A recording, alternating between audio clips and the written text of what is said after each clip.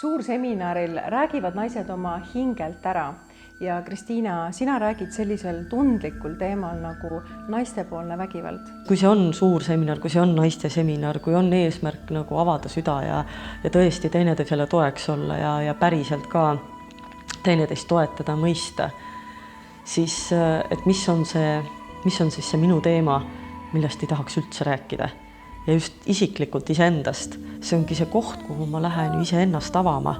Ja see on nagu üks teema, millest ikkagi nagu üldse ei räägita. See on siis naistepoolne vägivald, see on naiste vägivald.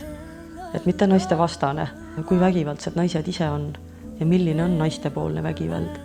Et see on väga-väga selline delikaatne, õrn tabuteema. Naistepoolne vägivald oma laste suhtes, oma abikaasade suhtes, oma vanemate suhtes, oma õdede suhtes, teiste naiste suhtes, enda suhtes.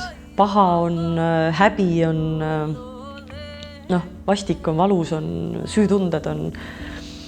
No võt, ja sellepärast siis seda kõike nagu varjadki ja ei tea, kuidas sellega pihta hakata ja mõtled, et sa oled maailmas ainuke selline naine, selline ema, sellepärast, et sellest ei räägita, on sellised ilusad emakuvandid, on ilusad perenaise kuvandid, on ilusad naise kuvandid, siis mõtledki, et see on selline ainukene koll ema, ainuke abikaasa, kes hakkama ei saa ja üldse ainukene inimene naine maailmas, kes oma emotsioonidega toime ei tule. Me peame ise lõpetama vägivalla. Me peame ise lõpetama igasuguse sõjakirvestega vehkimise. See aitab kaasa ka sellele, et meie vastu ollakse leebemad ja armastavad ja vähem vägivaldsed.